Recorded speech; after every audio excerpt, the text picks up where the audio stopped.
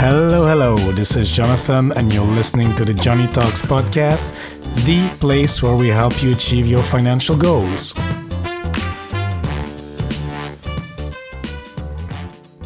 Hola, amigos. Hope you're having a great day wherever you are.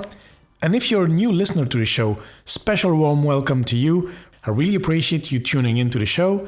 And if you're a returning listener, welcome back. I appreciate it even more. In today's episode, we will speak to my friend Jonny from the YouTube channel Millennials with Money. Jonny is a British/Pan-European millennial currently living in Spain. He's a financial professional by day, and as a side activity, he is helping millennials with their money management through his educational online content. We will cover several interesting topics today. Reaching financial independence in Europe as a millennial, how that path differs from the classic American way, buy a Vanguard ETF and chill. And we will also, next to that, discuss some of the difficulties we have over here, but as well, some of the great advantages. And to close it off, Jonny will tell us his secret to delay gratification in our society of overconsumption. This episode is for you if you want to know more about reaching financial independence in Europe, regardless if you're a millennial or not. So without further ado, let's hear the interview. Hello, Jonny. How are you doing today? Hey, other Jonny. I'm good, man. Great to be on your podcast. Thanks for having me. Yes, fantastic. Jonny and Jonny on the podcast. But tell me, is Jonny actually your real name, or is it a shortening of some other name?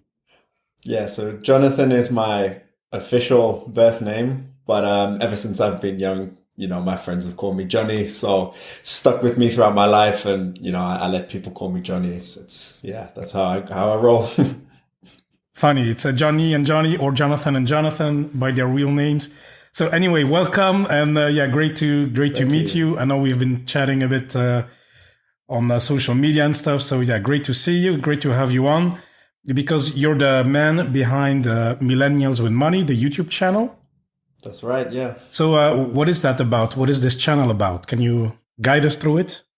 Millennials with Money. It's funny. My friend, when I told him the name the first time, he said, "This is a utopia. It's not a real thing. It's a vision that I want to create and what I want to share with young people of our generation, that it is possible for millennials to be financially literate and be in a good financial situation."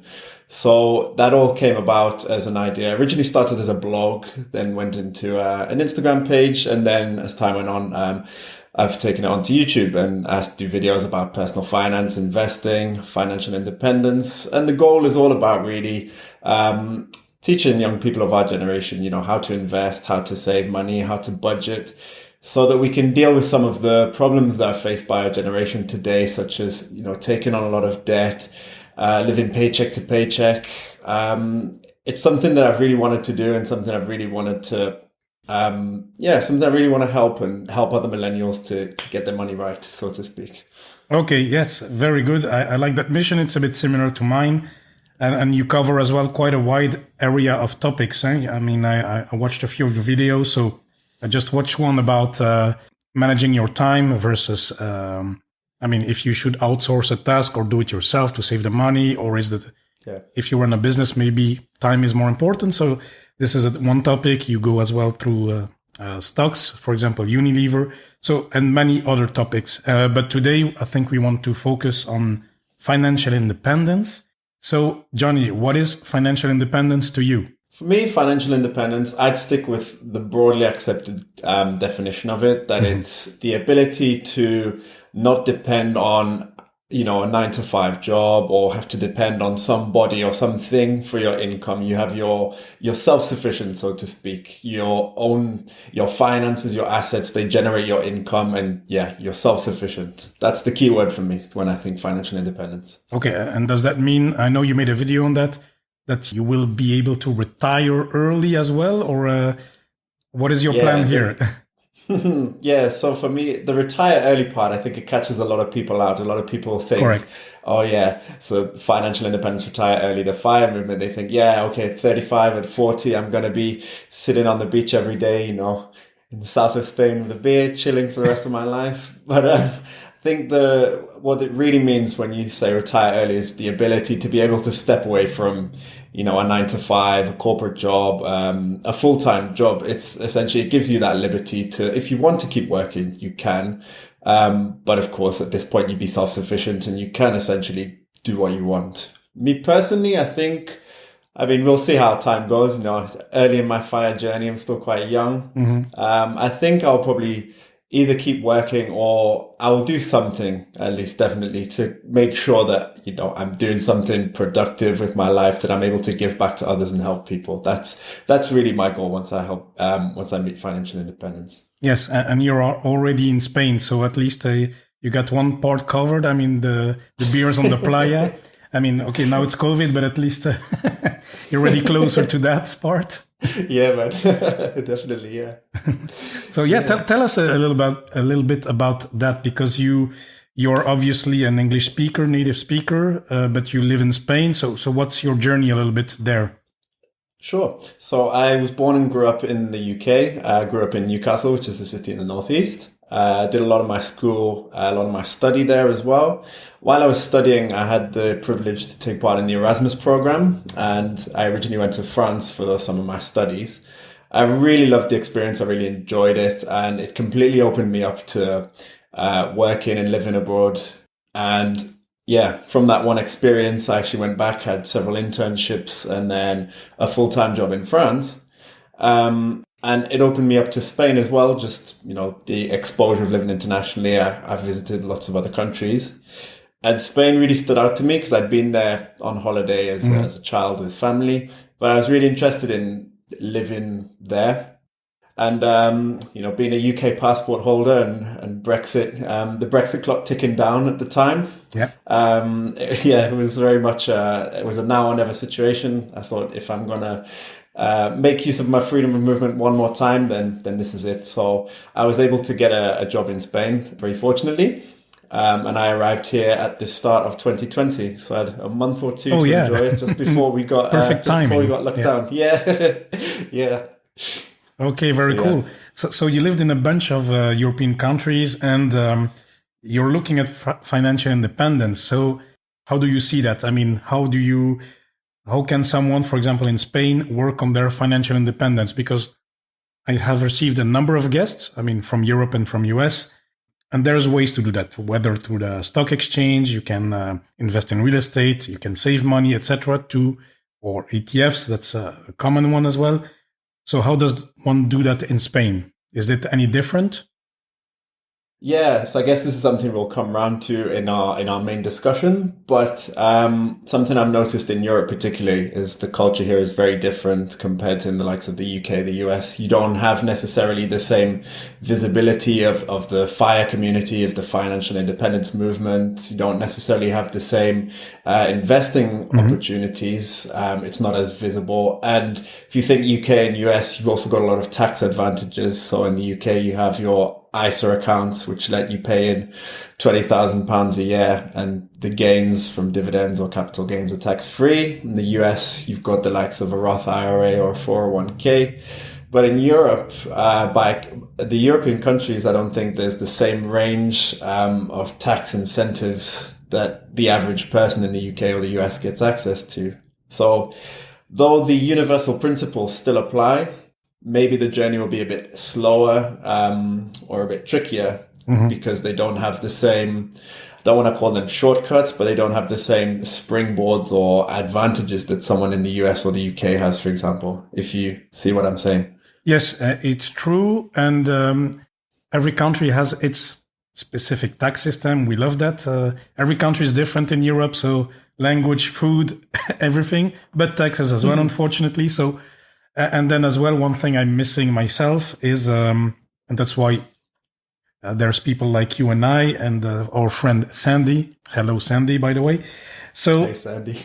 Yeah, that's a talk about financial independence or financial resources to our audiences in Europe, because it's important to have at least a few persons per country. Because if you look at the US, our friends, okay, it's not, I will not say it's easier, but they have access to a lot of resources. There are so many influencers, there are so many bloggers and podcasters, etc. But it's one country, so it's one system. While in Europe, okay, I can follow a French guy. It's easy for the language, or I can even look at a Spanish guy or Belgian guy, a Norwegian guy. It's good. But then when it comes to some specifics, I will miss the tax advantage, etc. I mean, and now I live in Luxembourg, so I'm trying to, by the way, write an article myself with a local person just to get to the specifics. That's helping us, and and especially if you move in Europe around, then it's an even bigger mess. But okay, let's not go into that. Definitely. It's something that I try to, like you say, in the US and even the UK, because I find myself a bit between communities. So sure. I consider myself part of the UK community as much as I'm part of the European financial independence community. And in the UK, you put in a search for financial independence, you've got the likes of Mama Furfa, you got Panda Boss Anna who come up, and they're covering great stuff, very specific to the UK. And for someone living in the UK, that's great. As I say, based on kind of my experience of living abroad and living in Europe, I feel like that's something different I can offer because I have a bit of a broader visibility, and I can talk a bit about finances as someone who's moved countries, as someone who can even talk to expats or people who've moved to that country to help them get their finances in order. It's kind of a niche that I try to go for, is to be a bit more pan-European with my content. Yeah, dude, you're just like me in the younger version. Huh? I mean, like I lived in Norway, lived in Luxembourg. My name is Jonathan. It's the same. It's like mini me. But okay, that's a joke apart. Today, what steps, for example, concretely are you taking as a millennial in Spain today? How are you working towards that financial independence? So I'm very intentional with my investing and saving, for example. So a lot of my income I invest it, whether that's in the stock market or in ETFs, index funds, and even a bit in other kind of mutual funds. But shorter term mutual funds or robo investors.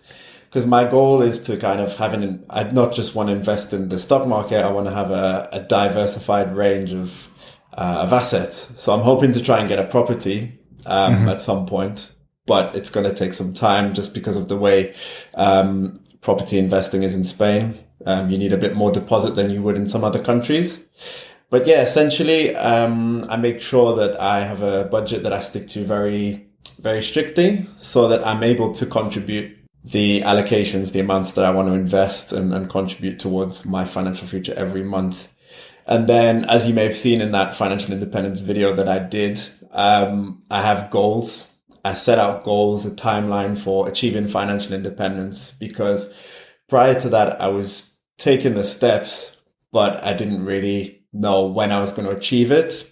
And when you've got a time goal, when you've got a time-based goal, when you've got a timeline on it, it really helps you focus in more, and it gives your goal a lot more meaning, and it holds you a bit more personally accountable to it, I feel. Okay, Jonny, so that's quite interesting, and but then it looks a bit similar to what I see from different countries, isn't it? Yeah, very much so. But if you think, going back to the previous example from the UK, people would say, oh, maybe I'll invest so much in a trading 212 Pi, or I'll put so much in my ISA account. So in the UK, you can put up to £20,000, and then maybe if someone hits their £20,000 annual contribution limit, then they'll put the rest in another investment account. In my case, because I don't have access to that as not a UK resident anymore, it's very much just putting money. I'm now moving my allocation more over to ETFs and index funds. But there's not really any tax advantage things to take advantage of here in Spain. Okay, so you put everything in Spain then, in your investments? Yeah, pretty much, Not really investing outside of... I suppose if you count De Giro as an international broker, or Trading 212 as an international broker, then that could be considered international investments. But I haven't got property outside of Spain. I haven't got access to a tax advantage account in another country. I had one in France, actually, but it's in the process of being moved over to Spain. That's the thing, when you move, those tax advantage accounts, they're nice when you're there, but then I had the same. For the people who are listening and who may think of moving, let's say people are in Luxembourg and they think it's common, it's a country where people move a lot. So if you're going to move to another country, yeah, just be careful with those. Be careful. Just pay attention that you know that you might need to close those accounts because they're usually for residents only. Yeah, you have to read the small print. And because I didn't read the small print, I've been caught up in this story, which is going on for a year now. Probably I'll share it at some point on my channel. And it's France, so... Enough said. Yeah. With administration, it's not always easy. Where do you actually get your sources yourself then for information, for, who are the bloggers or maybe other sources that you follow to get inspiration or to get tips as well yourself from money? Yeah, sure. So I follow probably a lot of the first bits of news I get actually comes through the likes of my Instagram feed, just because I follow a lot of finance content creators on there. And then if a particular story interests me or I want to go and research it some more, then maybe I'll go watch particular creators on YouTube, or I'll go read an article on Bloomberg, Yahoo, the Financial Times if it's a free article. And then when it comes to stock and investing analysis, I tend to look at the likes of Yahoo Finance mainly for dividend history, stock charts, Morningstar for historical income statements, balance sheets, cash flow statements. And then recently there's this app that's come out called Genuine Impact that I've used a bit, where it's trying to make all this information accessible to investors through like a 3-ring system.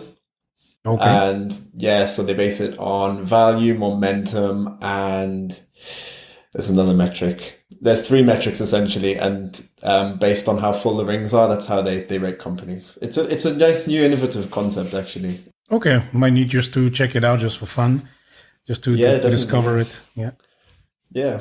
Because yourself, you are a financial professional in your day job, correct? Yeah, that's right. I'm not an investing or banking professional as such. I'm more of a similar job title. Well, similar titles to what I do would be financial analyst, or I'm involved in business partnering. So preparation of budgeting, forecasting a little bit, and then kind of monthly performance and analysis. So Jonny, yes, actually, so yeah, that helps you a lot with the number crunching. This background and this professional skills. Yeah, definitely. Looking at a P&L, it's something that I do pretty much on a daily basis, working with Excel and, all that number analysis. It definitely helps when you come from a financial background. And I think it opens you up to more opportunities because you have that knowledge to be able to assess stocks, and analyze them more thoroughly, and much deeper than the average investor, if you know what I mean. Yes. And I like to go through it myself as well now and then. Not only because I'm a money nerd and a numbers nerd, but mostly because it gives you more incentives. It gives you more perspective and it gives you more understanding of the business. Where does the money come from? And then this is crucial as well when you try to do stock picking. Oh, absolutely. Yeah. I really like, it's part of why I picked my career. And it's also why I like stock analysis as well, is linking the numbers back to the business reasons behind it. So why is the company doing so well? Why is it underperforming? Why has, the stock price gone up? Why is its debt increased? Those kinds of things. I find it, like you, I find it really interesting. A bit of a money nerd myself as well. And do you, you're obviously interested in the financial independence, but is it the same with your colleagues? They're doing the same profession as you, or some other colleagues from other departments? Do you feel that they are good at their job probably, but that outside of that, with their personal finance, they struggle? Oh, I wouldn't like to try and say that for my colleagues, but what I can say is that round about the start of the lockdown last year, and when we all had to stay at home, a few colleagues from the office that I had spoken to, we all formed a small WhatsApp group, and we talk investing and personal finance. Okay, cool. And that was really good actually, and we still got it going today, and it's been really good to see them go from, how do I get started investing? And then now in the group, we're saying, I like this company. What do you guys think about its P ratio? Or do you think it's got good perspective? The transformation, it's amazing. And it's really good to have friends like that you could talk about investing and finance with. Yes, and you grow together, it seems. So that's good to hear. Yeah, excellent. Yeah. And then financial independence. You okay? We are both in Europe. There's some vehicles that we can use, some opportunities, some tax things that we need to take care of. So it's not exactly the same way as in the US. Can you share your thoughts on how it is different than our friends in the US? Sure. So I think in Europe, either the same advantages either don't exist or they exist, but they're a lot more restrictive. So if we take the example, so I don't know the US, well, I know of them, but maybe I don't understand them as well as others do. But I'll take the UK example. So the £20,000 ISA contribution per year. So any taxes and dividends that you, any dividends and capital gains that you make on your ISA contributions are tax-free. And you can withdraw them whenever you want. You got a £20,000 limit per year. That's great. Let's look at the PIRA in France, which is what comes to mind when I think tax advantage products in Europe. So a PIRA, you can contribute 150,000 euros, but over your lifetime into that PIRA. So if you think someone in the UK in 10 years, if they use all their ISA allowance, they've already gone way over what you could contribute to a PIRA over your lifetime living in France. Additionally, you can't withdraw from that PIRA for at least 5 years if you want to start reaping the tax advantages. And you've also got to invest in European domiciled companies. So there'll be no investing in the likes of a Tesla, an Amazon, a Google inside a PIRA. It would all be mainly stocks on the Euronext is my guideline when I think PIRA companies. So you see they're a lot more restrictive. And then here in Spain, I think the tax advantage stuff you get here, it's all to do with like retirement accounts, like pension, like individual pension plans or company pension plans, and you can contribute up to a certain amount per year, and that will be tax free. But again, that's money you're not going to touch until you're 50, 60 years old, maybe even older by the time we reach retirement age. Who knows what it's going to be when we get there. So I think that's one of the principal. Yeah, I'd say the main two differences that I've spotted are the lack of tax advantages that exist in Europe compared to the likes of the US, the UK, and the restrictiveness of the ones that do exist. And it could be part of the reason why investing and financial independence isn't bigger within Europe. It could be part of that reason. Yeah, because on the other hand, it's true what you say. And because our American friends, it's like, yeah, I put all my money in the Vanguard ETF through my retirement plan. And everybody, I mean, not everybody, but it's a common recipe that we hear. And that's all good. But what about us? I mean, maybe there's other ways to achieve this same kind of independence, or through real estate investing or something, or are we restricted? I mean, we cannot replicate what we see from outside. Exactly. And this brings us to another point, which you touched on a bit earlier, is a lot of the content creators, let's say in France or Spain or the Netherlands, for example, they're making content in their own language. And as a result, it's of course more specific to their country. So for someone like myself, maybe someone like Sandy, we're making Europe-wide content in English. We either have to subtitle our content. Either we have to accept that our content isn't going to have the same reach because people who are interested are going to be searching probably in their mother tongue first, or we have to take an additional step and maybe start subtitling our videos, add in translated titles, or even making content in other languages. It's something I hope to do one day, by the way, but that's additional work that you've got to do, a lot of additional preparation. Props to Sandy, because she's making content in English. She's really great, and she's doing it in a language which is not her native tongue. I know I could make content in Spanish or French, but it's an additional effort, and it's not going to come out as fluently as a conversation like this is happening in English. Yeah, sure. So what would you say to somebody who's a new watcher of your channel, or who's a listener to this podcast? What would you say, regardless of where they live? Let's say in the UK or in Spain. What would you say? Okay, where should you start with managing your money, especially if you're a millennial? So I have videos on my channel where I say these are things you need to think about before investing. So I always give people a few things to think about. So like, what are their goals? What is their time horizon for investing? Are they going to be a long-term investor? Are they going to be able to ride out the ups and downs of the market? How are they thinking about diversifying? Are they going to buy individual stocks? Are they going to go all out in ETFs? Once you start to answer these basic questions to get started, then the thing is, so as you start to answer these first questions, more questions start to come, and that's when you get directed on your journey of content. So me, for example, I started with how to invest, and I came across this is how to invest, and then I was like, oh, dividends. Started looking into dividends, and then one thing led to another. And once you find one video or one good person who can help you get started on your journey, the rest of the journey kind of flows naturally, because you naturally have questions as an investor, and it's just finding the starting point. So I've got a video on my channel where I talk about some of those starting points, some of those first questions you got to ask yourself.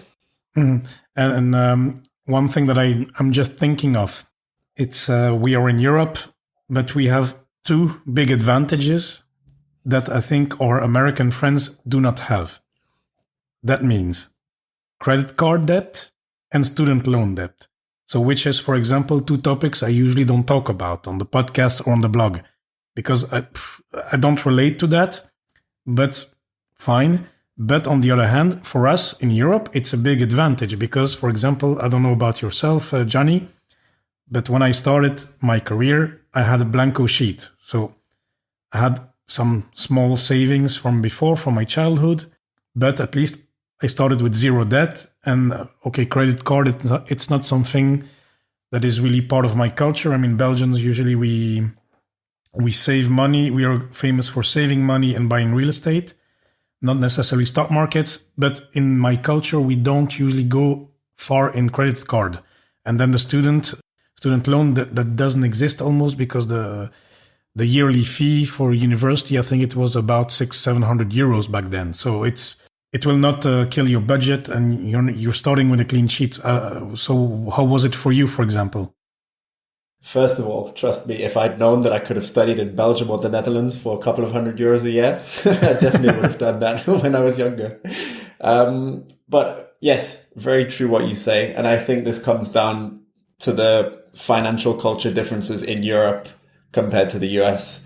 I hate the words capitalism and socialism, but if you have to categorize the two, Europe is a lot more family-oriented culture, and the economic model in Europe somewhat resembles that of, it's closer to the welfare state, whereas the US, I think very hard to dispute that it's a very capitalist economy, a very capitalist financial culture. So you get the likes of credit cards and student loans being pushed, and all those student loans, they're coming from commercial banks. Mm-hmm. So yeah, a lot of people who want to study more, they got to go and take out big student loans. You see them on the Dave Ramsey show with hundreds of thousands of dollars of student debt. Yeah, already starting their career, like you say, on the back foot. They got to recover a lot of debt. If they've maybe got consumer debt as well, and like you say, credit cards. I think in Europe, like you say, we're very lucky. We don't have that situation as much. The interesting point, I'd say, is the UK, where it's somewhere in the middle. Okay. So there are a lot more the credit card debt in the UK is a bit more common. It's not to the US extent, I would say, but there is, credit cards are quite common, and people have credit card debt, and people take out student loans in the UK as well. But the way it works is very, very different from in the US. So you only pay back based on what you earn. It's like money you've never seen. If you work in the UK, it's just taken off your payslip. It works more like a graduate tax than a debt that you have to your name, so to speak. Because I tried myself to look for information briefly on credit card debt, and of course there is credit card debt in Europe, but it was hard to find hard numbers, and I didn't see all the stories like, how Pete got out of 20,000 euros of debt or something like this. I didn't see in the press, while in the overseas it's a bit more common. Yeah, definitely. I mean, like I say, look at the Dave Ramsey show. You got hundreds of students appearing on there with loads of consumer or student debt, and they're all asking for advice. Oh, how do I get out of debt? And the amounts, I mean, in the UK, yeah, the amounts are many, many times lower than you see in the US. And like I say, I think that comes down to culture. As the UK finds itself somewhere in the middle between between the US and Europe. And in Europe, the family-oriented culture, I don't think credit cards are pushed as much, so people don't really take them out. I think the main debts in Europe are probably mortgages, because, it's the goal of home ownership is pushed like it is in the US and the UK. Again, maybe not to the same extent, but within that family culture, being able to own a home, though people get there maybe later in life than in the UK, the US, it's a goal that people have. Mm-hmm. And then I wanted to a bit go outside of this topic, but you're a millennial. How old are you, Jonny? I'm 26. 26. So do you feel there are some particular issues for people your generation, especially in this era we are living in, where people get maybe advice on TikTok? I mean, there's many videos on TikTok on money. There's you can go on Instagram, you can go on YouTube, of course, but there's a lot of many inexperienced people. I mean, you're a professional, you know what you're talking about. I've watched your videos. It all makes sense to me. But I mean, there's a lot of people, you don't know who you can rely to. And then there's also this culture of apps for investing, like Trading 212 or Bug Zero, etc. So how can a millennial find his way through all this massive information? Yeah, it's a good question you ask. So something I just thought of. So maybe let's wind back maybe 5-10 years ago, when there was the start of Bitcoin and, Forex trading and trading stocks was maybe a bit more popular.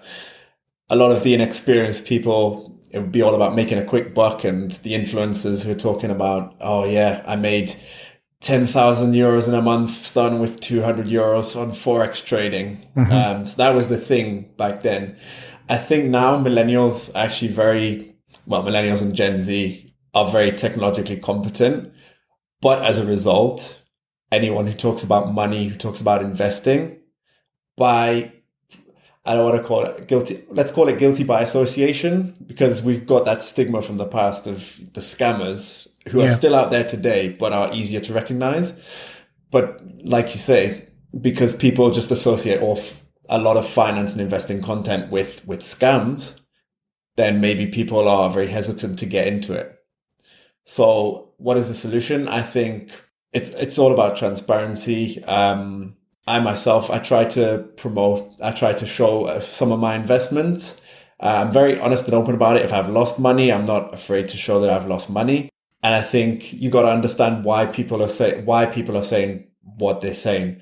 Someone who's trying to sell you a trading course or a Forex course, or asking you to deposit money on their platform, you got like alarm bells need to start going off. Like, why does this person want my money?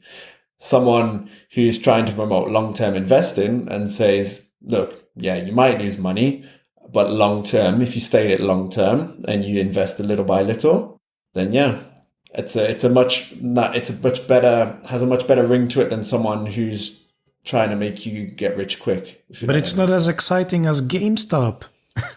I know. That's the thing. A lot of investing can be very exciting. It can be scary, but funny, it shouldn't be exciting. Investing should be boring. Investing should be boring. Yeah. You buy you leave a stock, it goes like this, just, slowly maybe trends upwards, pays you a dividend once in a while. That's the thing as well. I think because investing, people find it difficult to differentiate trading and investing. Correct. And people think investing is as simple as, let me buy Tesla stock and in 3 years it'll be worth hundreds of thousands of dollars. It's not like that, Like, people have been investing. Like, someone like Warren Buffett is one of my role models. He just buys Coca-Cola, and the dividends that he gets from Coca-Cola, that's passive income. That's slow, long-term investing. And Buffett's been doing that for 50, 60 years, even more. And, one of the wealthiest men in the world today. So it's all about time in the market compared to timing the market or looking for the hottest stock. It's boring, but the results are much more tangible and much more satisfying than, making a quick buck or losing it all. Absolutely. I totally agree with you. I don't know if when I was 26, I was thinking like that, but okay, good. There's people like you. And then so the millennials can relate to. And then one other thing, okay, you talk about investing and that's important, of course, but what are some other struggles with millennials? Because sometimes, I mean, based on what I read or what I see, it's, millennials cannot buy a house. Millennials spend too much money on, useless stuff and on the coffees or avocado toast or what is it? Do you relate to that, or is it just some headlines, fancy headlines, or I don't know?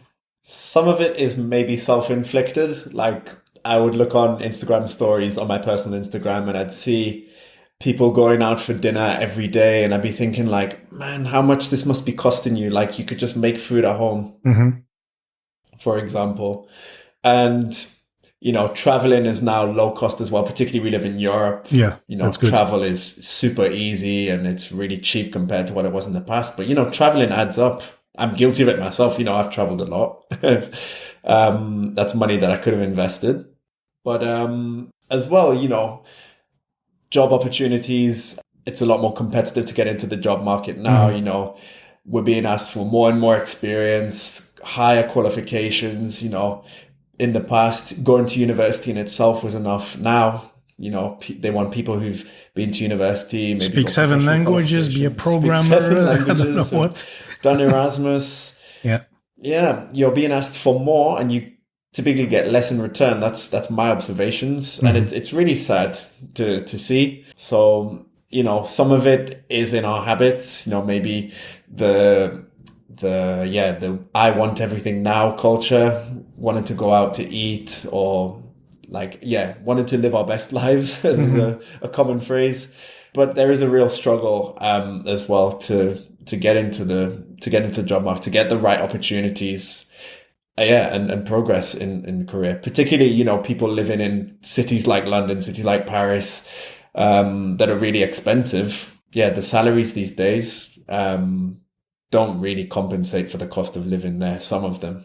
Yeah, no, and I lived in Paris 1 year. It was fantastic, but I was not a student, so I was sent by my company. So it was great. I was living the life, I can tell it. But it's then I was wondering myself, but how do the actual people, I mean, the youngsters, they live in small apartments. Okay, they can go out and because it's fun, it's full of stuff, full of activities. But yeah, it might be a struggle to save that then money. I mean, it's not easy. Oh yeah, for sure. When I was on internship in Paris, my internship paid me less than €1,000 a month. Oof. And I was going through my savings. I was getting dangerously close to the end. So that's where I first learned to be very frugal. But yeah, like you say, it's very difficult for students out here who don't have financial backing from their parents or who don't have savings or who don't have a job to get by. And then think if you got a job whilst you're studying, that's a very intense schedule that you're going through. Yeah. So it's definitely a lot hard. Yeah, it's very hard for millennials to get by in a lot of circumstances today, whether in higher education or even, maybe just starting out to work. Mm-hmm. And then maybe one last question I want to ask you, since you're a millennial, is you seem to have managed the long-term investing approach instead of instant gratification. So how come you manage that? I mean, how come a young gentleman manages to delay gratification, at least in investing? Where does that come from? I mean, how do you build that? Because even myself, I mean, at your age, I think I want everything right away, whether it's buying stuff, whether it's investing. I mean, I was not even investing then, but, it's something that I have built up over time, this delay of gratification. Yeah. The last guy who was on your podcast, or a guy who was recently on your podcast and talked about his 12 investing rules. So something so something very similar to that. So when I finished I knew that I wanted to start investing once I got my first paycheck. So I still had access to my university library, and I got a book out, and it was called Dividends Still Don't Lie. So that was my reference. That was my basis for learning to invest. But yeah, what the guy talks about in the book is it's a very conservative strategy. Like Canwell says, you got very strict criteria for picking your companies. And if it doesn't meet one of those criteria, discard it. So that was my basis for starting. And it's something that I said, okay, regardless of whatever hype is out there, I'm going to stick to these rules. And I've been investing for about 2 years now. Saw my portfolio take a 30% hit during the lockdown. Hurt my heart a lot, but I held on. And, it's back in the green, still giving me dividends. And a lot of the companies that I picked based on their dividend history, very few of them actually cut their dividends through the pandemic as a result. And the ones that did, were financial institutions that by the European Commission were obligated to do so. Otherwise, I don't think they would have done it. Yeah. So I think you got to either have some rules, some criteria that you got to adhere to, but you got to be very convicted, and you got to have your long-term plan laid out as you go. And I admit I don't want to say jumped on the bandwagon, but I speculate a little bit today on stocks like Tesla, and I've got a DocuSign in one of my speculative investing pies, but these take up a very small percentage of my investments. My core portfolio is similar to that of what Camille said. So boring stuff, but that will grow over time. Yeah, boring stuff that will grow and will generate income over time. And then, the likes of Tesla, its potential opportunity to grow long term, but it could also fail. So I decided, it would be good to get in on that. And if I put in, a few euros and it does great, then fantastic. If I lose it, then, it's a small loss compared to the income generated from the core portfolio. Yeah, sure. I mean, I like to explore a bit as well, but of course it's good to have this kind of safety net or something. I mean, at least to have the main part of your portfolio as kind of safe investing, or at least well-researched and stable companies. Yeah. Exactly. And again, going back to something your previous guest said, that you work hard for your money and you want your money to then work for you. You don't want it to disappear on a company that just went bust, or because you speculated at the wrong price on something. You want to pick something that's good and that's an income generator. Yeah. So actually, you started right away with the right sources to delay that gratification. So that's very good. That's it. Yeah. My starting point wasn't YouTube video, not to criticize them at all, but it's not creators. I mean, you're one yourself. I mean, yeah, but I talk about boring stuff, Yes. Yeah. Yeah.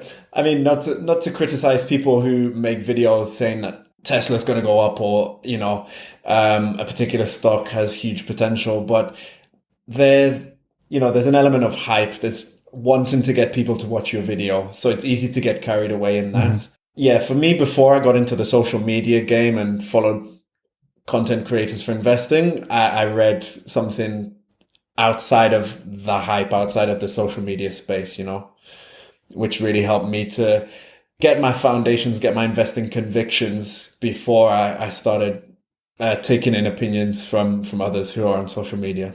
Very good. So, I like that approach. And look, Jonny, I think we came to the end of the show. And I really want to thank you for sharing your thoughts. I mean, we covered quite a wide area of topics in the end. But it's great because we went talking about in financial independence, your situation. You have moved several countries, or struggles in Europe, but as well, or advantages in Europe. And then as well, the how to deal with all this information that gets thrown at us through social media and YouTube's or podcasts even. So thanks for sharing your thoughts. It was really appreciate it. It's really good. And Jonny, before I let you go, as you know, we always have our 3 quick fire questions. So are you ready? I'm ready. Okay, fantastic. So the number one question, we talked about it extensively, but what has been your best investment so far? think it's my double master's program, which enabled me to do Erasmus and then work abroad. Without that, I wouldn't be in Spain today. I wouldn't have lived in France. I wouldn't have all the experience that's behind me. So definitely being able to go on Erasmus. Mm-hmm. Yeah, excellent. And do you have you talked about books, but is there one in particular that you would like to recommend to the listeners?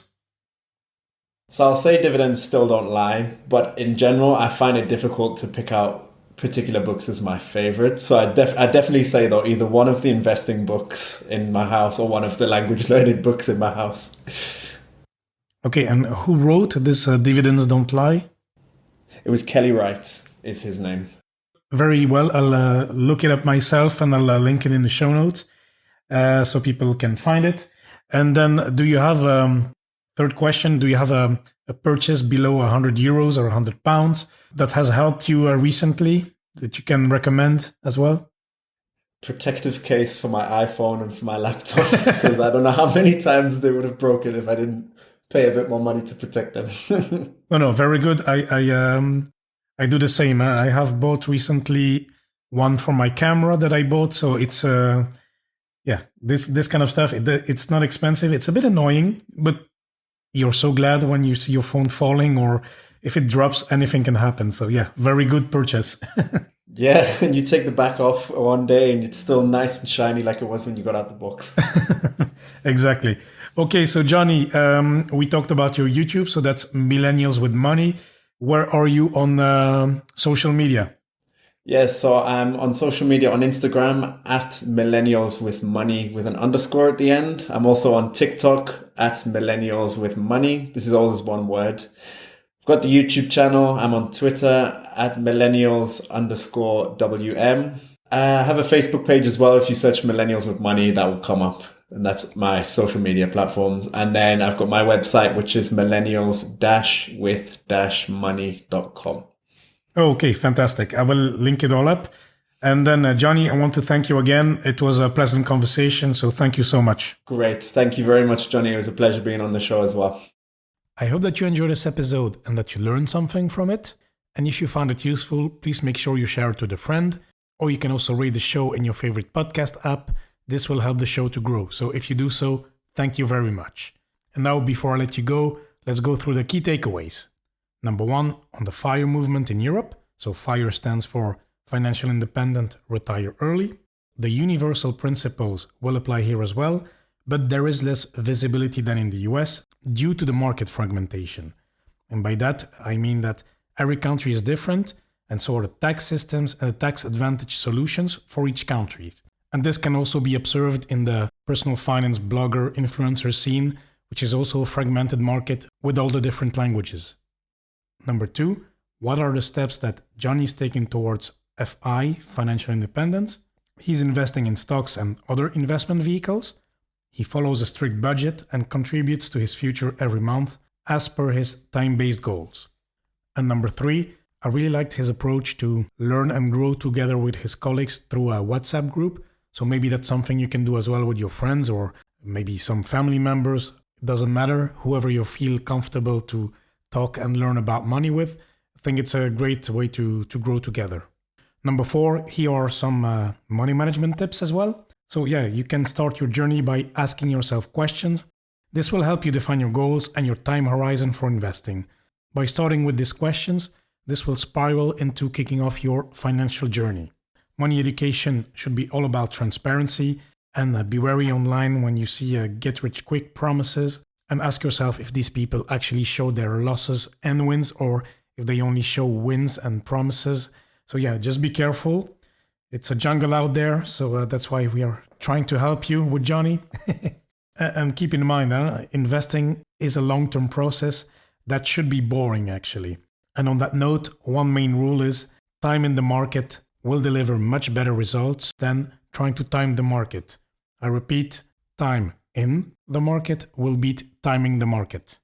Next one, fun investing is allowed, of course. I mean, you can do whatever you want with your money.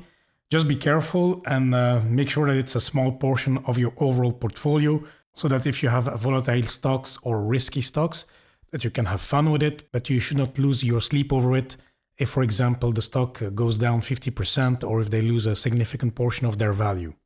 And in general, and that was an excellent tip from Jonny, read books and articles outside of the hype first, so you get your foundation right. You will think more clearly and navigate through the jungle of information much better equipped.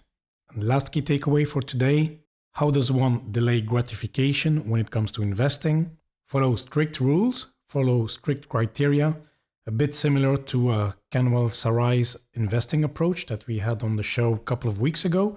You know, he had his 12 rules for investing and he doesn't deviate from it. If one criteria is not met when choosing a stock, he dismisses it. I think this is a great approach, and it's great that Jonny had it when he started his journey, because then you have a sort of guideline and it gives some kind of backbone, some structure to his investing approach. And of course, in addition to those strict rules and criteria, you should make your money and investment decisions based on your long-term goals. So that was it for today. Thank you so much for listening. It really means a lot to me. Make sure you subscribe in Apple Podcast. And of course, please do not hesitate to contact me. If you have any questions or feedback, send me an email, john@johnnytalks.com, or connect through social media at Jonny Talks on Facebook, Twitter, and Instagram. And amigos, once more, thanks so much for listening, and I'll speak to you next time.